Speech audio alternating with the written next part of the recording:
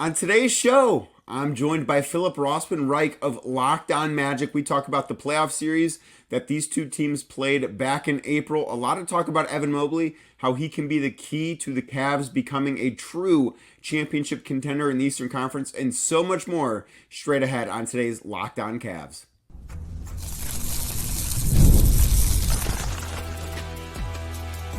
You are Locked On Cavs, your daily Cleveland Cavaliers podcast. Part of the Locked On Podcast Network, your team every day. What's up, everybody? I'm Danny Cunningham. You might know me from my time covering the Cleveland Cavaliers, places like 92.3 The Fan, Cleveland Magazine, and a number of other stops along the way. Today's show, have a great one lined up. Talked with Phillip Rossman-Reich, covers the Magic for Locked On Magic here on the Locked On Podcast Network, your team every day. We got into a lot of really good stuff.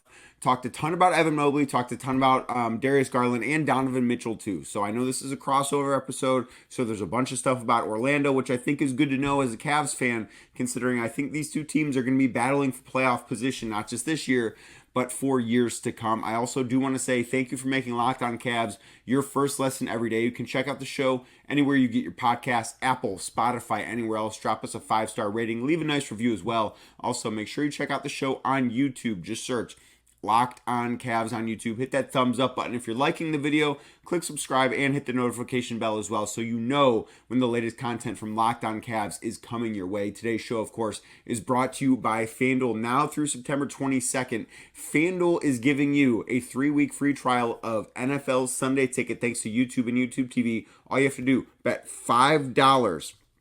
Any $5 bet from FanDuel customers gets you a 3-week free trial of NFL Sunday Ticket from YouTube and YouTube TV. Visit FanDuel.com to get started. One last thing before I dive into this crossover episode with Phillip, but had George Niang on the podcast on yesterday's show. Very much hope you guys enjoyed that. If you missed that, go back wherever you get your podcast, listen to it. I thought George had a lot of great stuff to say. Check it out on YouTube as well. That video is up. I do have another Cavs player coming on Monday. I'm not going to say who. I've put it out there one place who this Cavs player is. I will just say it's a member of the starting five. When we talk about the ideal starting five for the Cavs that only played 28 games together, it's one of those guys going to be on Locked On Cavs on Monday. You don't want to miss it, so make sure you've got that notification bell clicked. Make sure you're subscribed everywhere, and you will get that first thing Monday morning. Without further ado, here is the Locked On Cavs, Locked On Magic crossover episode. This is Phillip Rossman-Reich, the host of Locked On Magic, joined now by Danny Cunningham, the new host of Locked On Cavs. If you watch Locked On Magic, new face here. We've got a new host from Locked On Cavs over the summer. One of the many new acquisitions for the Cleveland Cavaliers. Danny, how are you doing today? I'm good, man. I don't know if I would say the Cavs have many new acquisitions. It's been a quiet summer here. Big change at head coach, big change on Locked On Cavs, but very happy to be doing this. Yeah, absolutely. And so I wanted to come in here. We're 2 weeks away from training camp starting. It's our last chance to really kind of look wistfully back at the 2024 season. It's been 4+ months since the Magic and Cavs 7-game series. And I want to get your perspective a little bit on both how these two teams push forward, but let's start by looking back. 4 months later, what is kind of the lasting memory or lasting impact that you have from the Magic and Cavs first round series back in May? So my lasting memory is that the Orlando Magic were a tougher test for the Cavs than I thought they would be. My lasting memory is Paolo Banchero, I think, is going to be a star, and I don't think that's necessarily something like I learned in that series. Like, I've always been high on him, but that was sort of like affirmation, if you will, that I just think Paolo Banchero is on a really high trajectory.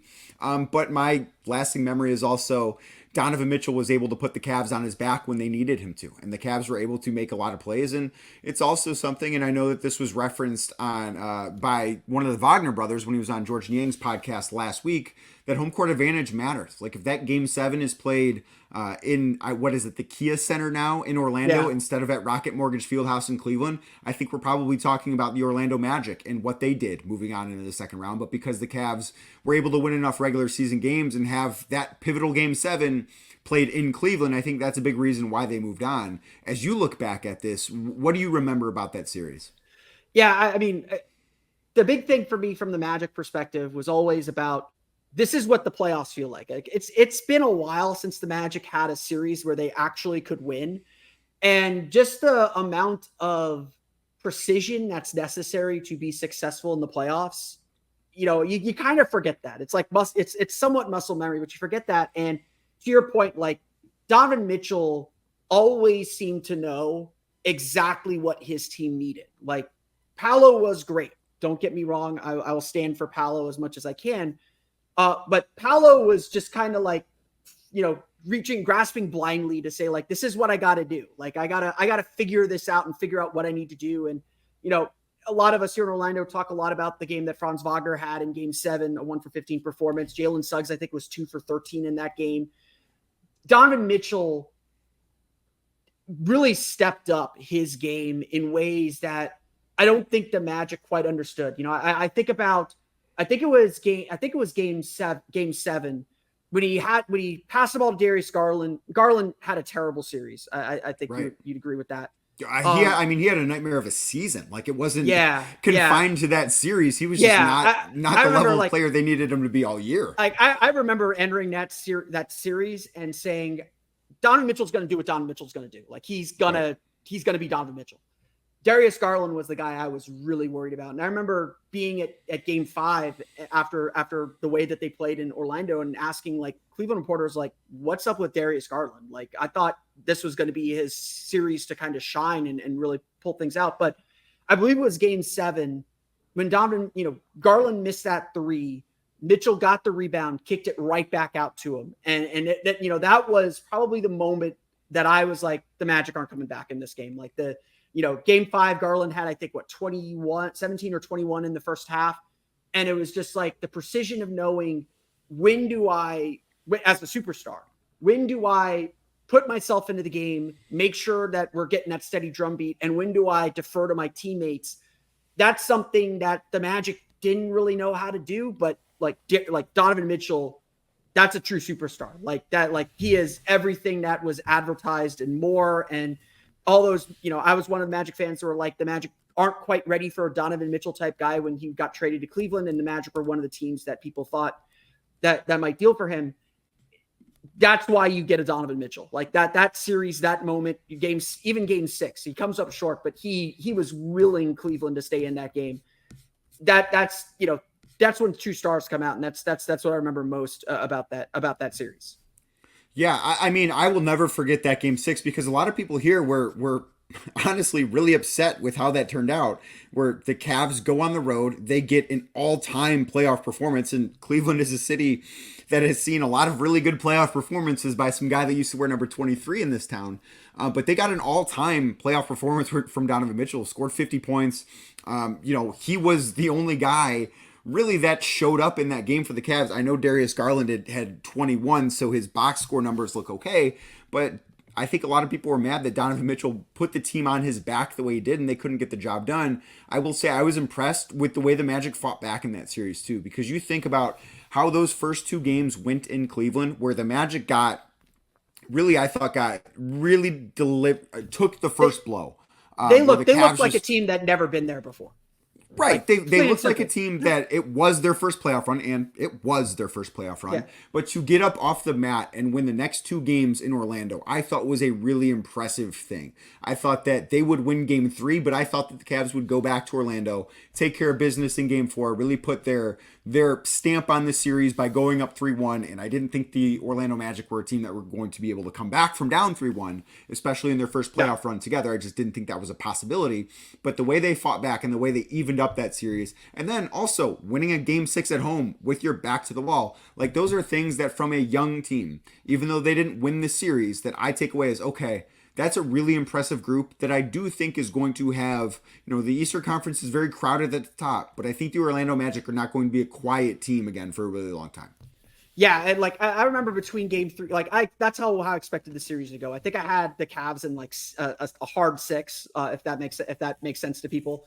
Right, yeah. But like I remember between Game 3 and Game 4, I was talking to a lot of other Magic reporters, a lot of even Magic staffers. I was like, this series is going to turn on who wins the close game.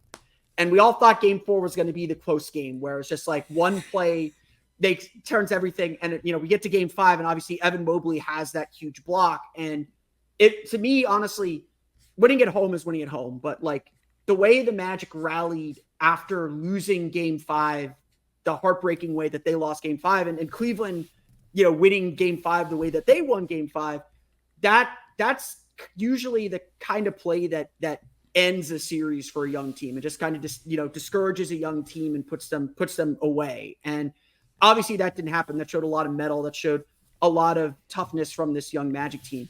I think the unspoken factor in the series that people certainly I think Magic fans have kind of forgotten, maybe Cavs fans have too.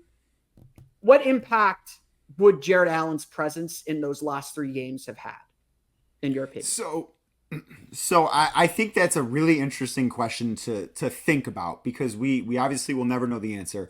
I thought Jared Allen was having a really good series before he was the best player exited. in games 1 and 2. Right. He was, which was such a far cry from what he was in the previous postseason against the Knicks. So a lot of people, despite Allen having an awesome year for Cleveland, a lot of people here went into that series against Orlando with Jared Allen being a major question mark, because he had the famous "the lights were a little too bright for us" quote after the Cavs lost to the Knicks, which everybody has heard by now. So he was awesome to start that series, but I also think his exit allowed the Cavs to play with a little bit more space. Now, I think defensively, it probably created a little bit more room for Orlando too, because when Evan Mobley doesn't have to worry about defending the rim and he can sort of be that free safety on the defensive end of the floor, and he can really only focus on Paolo Banchero, which he did at times, I think that's when he's at his best. That said, he had, late in that series, I thought Evan was tremendous defensively. Like you mentioned, that block that he had in game 5 that won the game. I thought, even though offensively he left some plays out there and left a lot to be desired, I thought we really saw him shine on the defensive end of the floor. Even if his box score numbers don't look great, I thought in each of those games that Jared Allen wasn't out there, he made huge plays for the Cavs on the defensive end of the floor. So I do think you could maybe make the case that the Cavs win that series in 6 games if Jared Allen plays in game 6. I don't know, but I also look at, he played in games 3 and 4. Yeah, in game 4, he was a little beat up, especially in the second half, and the Magic still found a way to win there. So I don't know that ultimately it changes that series too much. I will say maybe the Cavs get another game off Boston in the second round if they have Jared Allen healthy. We'll obviously never know that either, but I don't know that it changes the Magic series too much. Yeah, and it's a really interesting thing too, because Allen was so dominant, but also the Magic started Jonathan Isaac at center, which was a move that I know I questioned a little bit at the time, even if it made some sense. Well, we don't know how hurt Wendell Carter was during that series, but obviously injuries are part of the playoffs and part of what you have to do. Obviously, that greatly affected the series with the Celtics as well. To that point, then let's put the series to rest. Let's put it in the past. Let's talk a little bit about how the Magic and Cavs compete in the East moving forward. We'll get to that coming up here in just a moment. But first, today's show brought to you by FanDuel. You've heard me talk about FanDuel a ton. Why have I talked about FanDuel a ton? Well, I have, because FanDuel is, of course, America's number one sportsbook. They've got everything you need. It's another big NFL Sunday coming up this week. You've got primetime games. You've got the Cleveland Browns. You've got Tampa. You've got Miami. You've got all the teams playing this weekend in football. FanDuel is the place that you want to be. Yeah, Jaguars too. I can't believe I forgot. The Browns deleted the Jaguars. They deleted the Jaguars on Sunday. So maybe you're looking for Sunday Night Football featuring those Jacksonville Jaguars as they go on the road 4.5-point dogs against the Buffalo Bills. Maybe you like Jacksonville to bounce back. Maybe you think Buffalo's for real. Well, no matter what you think, FanDuel is the place to go. And if you go to FanDuel right now and you are running out of time for this, it's a very important thing. I have to mention it. You have to listen to this. Right now, through September 22nd, so you're running out of time, all FanDuel customers can bet $5 and get a 3-week free trial of NFL Sunday Ticket from YouTube and YouTube TV. You heard me correctly. You bet $5 on FanDuel, you get a 3-week free trial of NFL Sunday Ticket from YouTube and YouTube TV. Then, with a YouTube TV base plan, you can watch every regular season Sunday afternoon out-of-market game. All you need is a Google account and a current form of payment. Plus, you can cancel anytime. I've got Sunday Ticket at home. It makes my Sundays awesome. I don't know how I lived before having Sunday Ticket, and I want you to live on Sundays the way I live on Sundays. So FanDuel is helping you out there with a 3-week free trial of NFL Sunday Ticket from YouTube and YouTube TV. To do this, just visit FanDuel.com and you can download America's #1 sportsbook today, and you will be enjoying your Sundays the same way I do.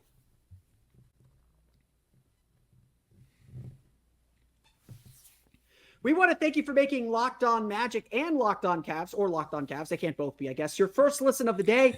For your next listen, enjoy the Locked On NBA podcast. There is no offseason in the NBA, and that offseason is running short. And Locked On NBA provides you daily basketball analysis from national and local experts in 30 minutes or less. No one keeps you as informed and entertained as Locked On NBA. Available on YouTube or wherever you get podcasts. It's all part of Locked On Podcast Network, your team every day. So, Danny, obviously it is a new year, and I think a lot of us are expecting the East to be super competitive. It's not just that the Cavs have a new coach in Kenny Atkinson, which we'll talk about in a minute. It's not just that the Magic added Contavious Caldwell-Pope. It's that Paul George is now on the Sixers. Mikal Bridges is on the Knicks. The Bucks have a full offseason with Doc Rivers. The Celtics are the Celtics and still really, really good. The Magic and Cavs obviously were the 4 and 5 seed. And I think most projections that we're seeing around the league suggest that the Magic and the Cavs will not hold on to those positions. So let's start with the big question then. How do the Cavs stay in that top 4? How do the Cavs break into the title contender tier of the Eastern Conference? So I think that there are two very different answers to that question. I think the way they stay in the top 4 is if they stay healthy this year. Their starting lineup of Donovan Mitchell, Darius Garland, Max Strus, Evan Mobley, and Jared Allen only played 28 games together last year. That's not a very large number for your ideal starting 5. Obviously, Darius Garland had a nightmare of a season, dealt with that fractured jaw, had like a thumb wrist injury early on in the season, had some off-the-court stuff going on that really was unfortunately pulling his attention away, I think, from the basketball floor that pulled him down a little bit. If he just has a season reminiscent of his first year with Donovan Mitchell, I think the Cavs will be in a really good spot. So if they stay healthy, I think, and part of it is by playing that too big style, I think they're a really difficult team to prepare for. Because on a Tuesday night in February, they're a hard matchup because you might have to play a different way than you're used to playing, and that can be a hard change of pace in the midst of an NBA season. Now, if they stay healthy, I think they're a team that should win 50-plus games. If you win 50-plus games in the Eastern Conference, historically, you are a top 4 seed. Like, I do not believe there's been a team in the East that has won 50 games and finished outside of the top 4 in like 30 years in the Eastern Conference. So just speaking from history, and I do think one of those other teams we mentioned, whether it's, and I doubt it's going to be Boston, but between New York, Philly, Milwaukee, one of those teams is going to have things go wrong and not have as good of a regular season as we anticipate. And all 3 of those teams, I think, have had significant injury histories to deal with, particularly Milwaukee. I mean, Chris Middleton is vital to them, and he had surgery on not one, but both of his ankles this offseason. Like, Milwaukee's the team I'm not buying at the top of the East.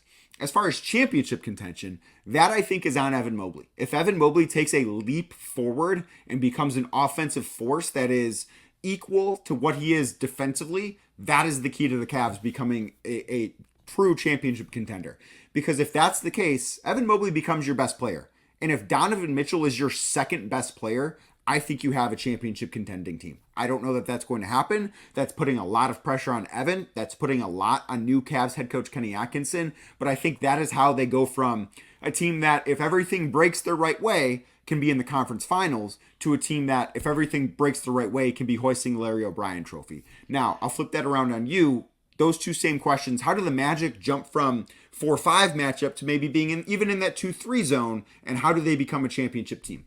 Yeah, I mean, I think what was so interesting about the matchup in the playoffs was that these are still like very relatively young teams. Like, Donovan Mitchell's a veteran. He's been there. Like, he gave the stability, but like Evan Mobley, Darius Garland, Jared Allen are all fairly young players. And so it's tempting to look at playoff failure or playoff results and say, this is how we're going to judge these guys, or this is it. This is the ceiling. And I think Cleveland showed a ton of discipline this summer not trading Darius Garland and not kind of breaking their core up. And I'll ask maybe a few questions about that decision here in a minute. But for the Magic, it's very much the same. Paolo Banchero is 21 years old, still on his rookie contract.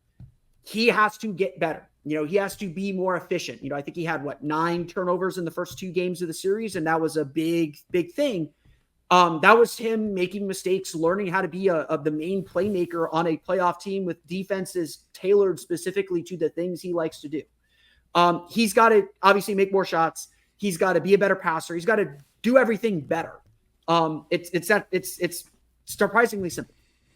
Franz Wagner had a great series. Honestly, take Game 7 out, and it was a pretty strong series for Franz Wagner.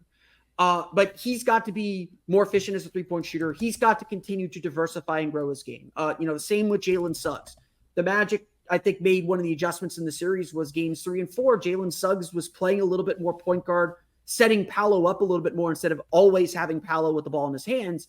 He's going to be asked to do that kind of full time now. You mentioned Cleveland's starting lineup, Orlando's starting group last year of Jalen Suggs, Gary Harris, Franz Wagner, Paolo Banchero, and Wendell Carter played only 300 total minutes together last year. So injuries were a big story for the Magic too, but it took half the season for the Magic to really kind of find their starting lineup. And that group was a +8 or 9, it was a +12, I think, points per 100 possessions. So they found something, and arguably, they made one of the biggest free agency moves of the summer. Kentavious Caldwell-Pope is a better version of Gary Harris. And Gary Harris had a bad series. He is a better shooter than what he showed in that series. Kentavious Caldwell-Pope, who did not have a good playoffs either, shot 40% from 3 in 3 of the last 4 seasons, has 2 championship rings to his name as a key contributor. That's someone that I think the Magic think can elevate and enhance what they were already doing well last year. So like Cleveland, it's still so much about, can their young players be better? Can their young players get better? And, and Cleveland, I think, has proven this now that they've done it twice. Everyone I talked to in Cleveland kind of said, yeah, Orlando's having the playoffs we thought Cleveland was going to have last year. Maybe a competitive first round loss where they learned something, but they clearly cement themselves. Well, Cleveland last year did it again. They got back, they were the 4th seed, they won their series. Orlando's got to prove they can do it again. And I think that is an underrated thing for young teams to learn. Just because you're starting a new season doesn't mean you're guaranteed to have the success you had last year. Orlando's got to show that they can do it again. And that's going to be, I think, a big challenge for this still very, very young group. Right. I think that it's very possible that they're on a similar trajectory as the Cavs were. The Cavs' first season with Donovan Mitchell. And I know Mitchell came into Cleveland much more established and in an older position than Orlando star and Paolo Banchero, but I see them on a similar timeline to where I think last year, and I'm curious to know if you think I'm wrong here, but I would call what last year was for the Orlando Magic a rousing success. I think that the Magic and Magic fans should be very happy with the fact that, and you're never happy about losing in the playoffs, especially when you have an 18-point lead in Game 7. Yeah. But I think that they should be, when you can kind of take a step back and look at the year as a whole, I think they should be very happy about that. But then the goals get readjusted, and okay, if that same thing happens again, it's not the same success that it was the year before. Yeah, and to that point, yes, the locker room in Game 7, I was standing outside the locker room when the players walked back in. A lot of heads down, it's hard when the season ends. But by the time they got back to Orlando and did exit interviews the next day, everyone was like, what we accomplished this season was great. We're eager to do it again. We're hungry to do it again. We clearly can see what we need to be successful at this level. Typically you lose the biggest lead in a Game 7 until the Denver-Minnesota series. You're depressed. That's historically bad. That's not something that you're happy about the day after. But I think that the team looks at the longer scope of this as people, I think my viewers hate me for saying this all the time. Last year was not about last year. It's about what it built for the next 2, 3, 4, 5 years with this team together and hoping that they continue to build on what they've accomplished. So it's, I think there's a longer range view of what this team is trying to accomplish. We've hinted a little bit at some of the changes with these two teams. Cleveland, obviously, while not making a huge change on their roster, made a big change last year. We'll get to that coming up here in just a moment.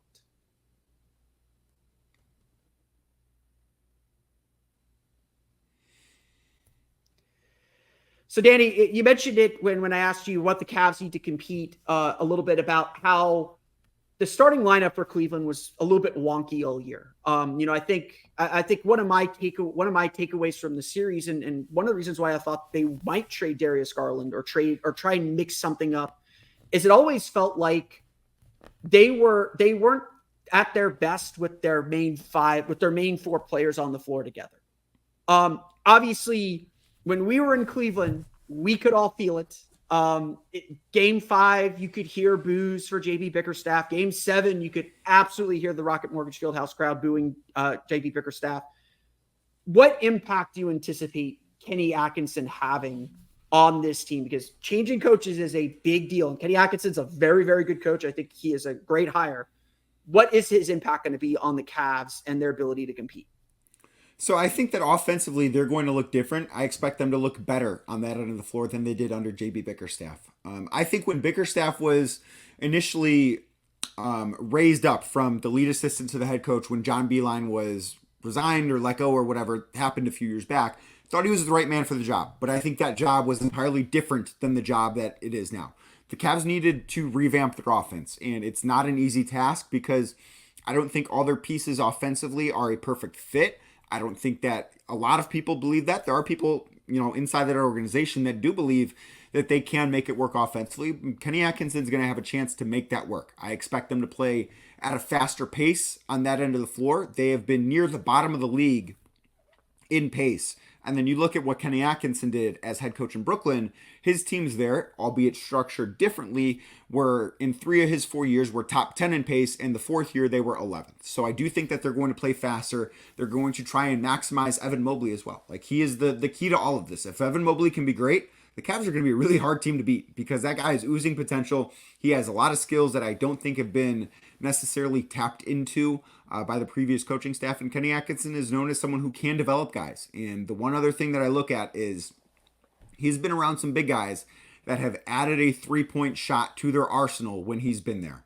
You date back to when he was on Mike Budenholzer's staff with the Atlanta Hawks. That's when Al Horford started shooting threes.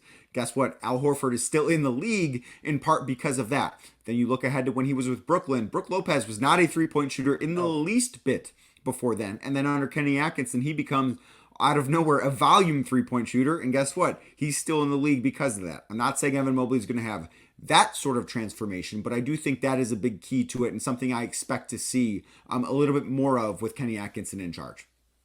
Yeah, and look, Cleveland's defense is good, and Mobley and Allen are gonna keep that part to them. So I think tweaking the offense is definitely great. And I think people, you mentioned the injuries earlier. I think people always forget, like, when Cleveland was fully healthy, like, that was the second or third best team in the East. Like, it's like health is health. Like, you can't always control it, but that is a very, very good basketball team when they're clicking on all cylinders. Unfortunately, just we haven't seen it enough. And again, like, this is a point I keep making to everybody. The 2 through the 7 seed in the East is probably going to be decided by like 3 games. So the difference between a really even for Orlando, like the difference between the 5 seed, it's going to be the same situation Orlando was in last year, where on the last day of the season, Orlando needed to beat Milwaukee to be the 5 seed. And if they would have lost that game, they would have been going to Miami for the play-in tournament. Like, that's like, I am expecting the East to be that tight again. Like, it's going to be 46 to 51 wins is going to be your 2 through 7 seed, to be perfectly honest. And right. It could be even tighter than that, because these are all really good teams. Like, we don't need to get into all the other teams, but like, New York's still really good. All these teams have flaws, maybe fatal flaws, but New York's still really good. Indiana's still really good. Philadelphia still has Embiid. We can't count them out as long as Embiid is healthy. Milwaukee still got Giannis. Yeah, and Paul George now. All these teams have like surefire all-star players, if not 2 in a lot of cases. It's going to be a big battle in the East, and I don't think success is necessarily guaranteed. You got to like scratch and claw for every bit of it. Right. I could not agree more. And the thing that I'm most curious to watch with the Magic, though, because I'm very high on the Magic. And what I'm curious from your perspective is, what are realistic goals for Paolo Banchero this year? Because like I think that they are a team that if Paolo Banchero continues on the trajectory that he's on, they should be in the conversation for, and I know it's so tight, but like I see a world in which the Orlando Magic could finish second in the East. So what are expectations for him specifically? To that point, the Magic were second in the East with a week to go in the season, so it's not that far fetched. Right. I think the goal for Paolo is get him to like 25 points per game. Like that's a like statistical plateau. It's not necessary. It doesn't necessarily mean anything, but get to 25 points per game and continue to improve his efficiency. I mean, that's been the biggest criticism of him from national media, from people who are just trying, I don't want to say put him down, but are kind of shooing away his contributions to the team. Like, look, the advanced stats aren't good on Paolo. He takes a lot of mid-range shots. He turns the ball over a ton. He's just got to rein all that in. Like, we talk about how bad Cleveland's offense is. Orlando had the worst offense of any team that made the postseason last year. They're 23rd in the league in offensive rating. They haven't been outside the bottom 10 in offensive rating since Dwight Howard in 2012. That is the stat that we need to get rid. That is the stat that the Magic are desperately trying to get rid of. Last year, I know it's the longest I think since they started recording offensive rating. Oh my goodness, it's bad. Do you think accidentally they have a good offense? No, not even close. But I think a big reason for that is they were 28th in the league in turnover rate. Like, they're not a high volume 3-point shooting team, but they can make threes on occasion, as they showed in some of the games in the playoff series. They can miss a bunch of threes, as they also showed in some of the games in the playoff series. But reducing turnovers is going to be a big thing. And for me, when I watch Paolo, and just getting more shot opportunities. So when I'm watching Paolo this year, he improved all of his efficiency metrics year over year, from rookie year to sophomore year. And so I think what the Magic are hoping to see is to take that leap into like all-NBA category. Like, he's getting his max contract next summer. That's not the concern. But if the Magic are going to be competitive at the championship level, you got to have an all-NBA guy. And it's a little bit of a chicken or an egg problem. Like, are you an all-NBA player because you're on a championship level team, or are you a championship level team because you have an all-NBA guy? The answer is yes. And so, like, love Franz to death. He's the analytics darling. There are still things. Obviously, he needs to be a mediocre 3-point shooter. I'm not even saying good 3-point shooter anymore.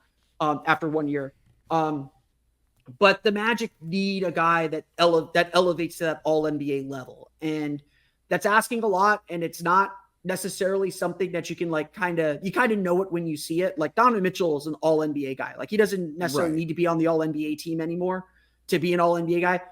Donovan Mitchell, like I said earlier, when I entered the series, I was just like, Donovan Mitchell's going to do what Donovan Mitchell's going to do. You can't stop him. Like, people ask me, why are the Magic putting Gary Harris on Donovan Mitchell? It's because, you have a better chance of slowing down Darius Garland than you do Donovan Mitchell. The last thing you want is Darius Garland going off. So put Suggs on him, lock him up, make his life miserable, and you might have a chance. Donovan Mitchell will beat good defenses. That's what he does.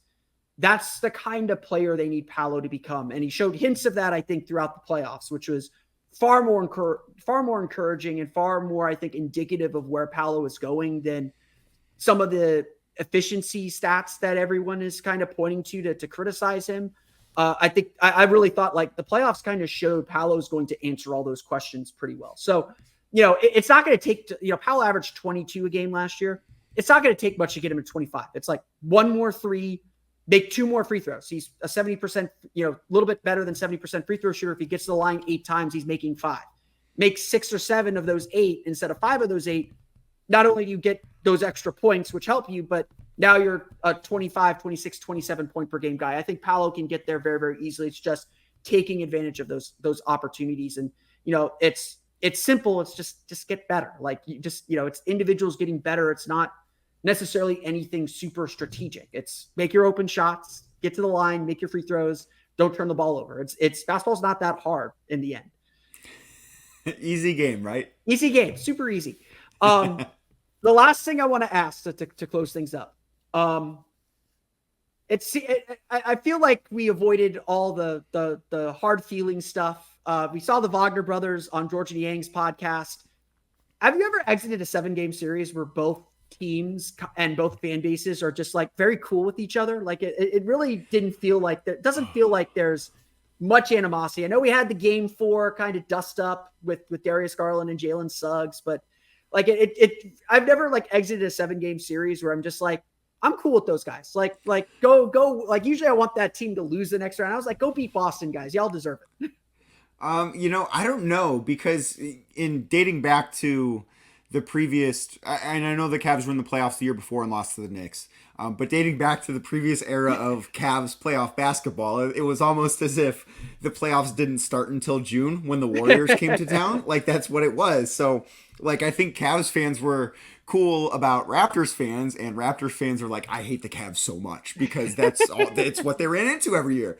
And I think Cavs fans were cool with Atlanta Hawks fans, and Atlanta Hawks are like, have the Jeff Teague attitude where not this year. No, you got swept again. No, you got swept again. Maybe Pacers fans, maybe Pistons fans.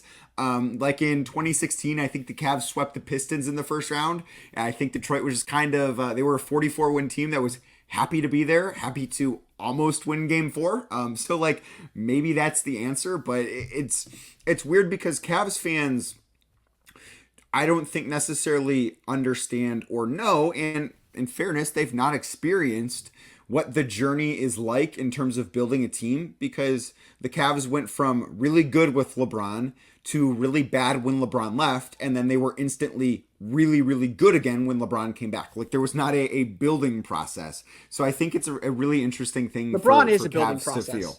Right, like LeBron, he was just the cheat code. Like, the team won, I think they were 33-49 in the 2013-2014 season, and then LeBron comes back and they're the number 2 seed in the East, and no one can stop them except for Kevin Love having a dislocated shoulder and Kyrie Irving's kneecap being fractured. Like that, I firmly believe that is what held them back from winning a championship that year. So it's really interesting. Have you experienced a playoff series like this?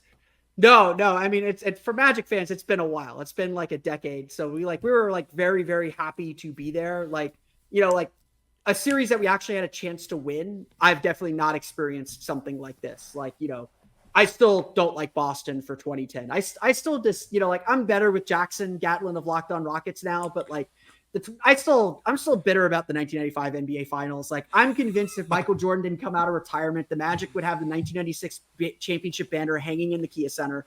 Shaq may not have left because they won a championship. I don't know. I don't know. I'm willing to say it. I didn't see, like, even being in the building, I didn't sense any like 2009 like vestiges at all, like people being bitter about 2009 still. Which I would understand if you are and don't like seeing that jersey around. But it was a great series. I don't think the NBA would like to see another one of these series because the scores were so low and like everyone says they want 90s basketball back until they get it. Until they have to watch it. Until they have to watch it. But I think it was a great series. I think both teams got tested in the ways they need to get tested. And you flip a coin, again, it felt like a series where you flip a coin, you play another two games to try and find another winner in 9 instead of 7. And it could go the other way. It was that tight. Yeah, absolutely. Couldn't agree more. Danny, I want to thank you for hopping on and helping preview the Cavs, talk a little bit about the Magic, look back wistfully at a fun 2 weeks between the Magic and Cavs. As always, I'll see you in the conference finals this year. Yeah, can't wait. See you in late May. Thank you again for making Locked On Cavs your first listen today and every day. Hope you enjoyed the week of content here on Locked On Cavs. Like I mentioned at the start, a Cavs starter going to be on the episode on Monday. Monday morning, first thing, video go up on YouTube. Podcast will go up wherever you get your podcast. You're not going to want to miss this. It's a really great interview with one of the 5 Cavs starters. I'm not going to tell you who. If you are on a certain Cavs fan page, you might know who it is. I let a little teaser out there.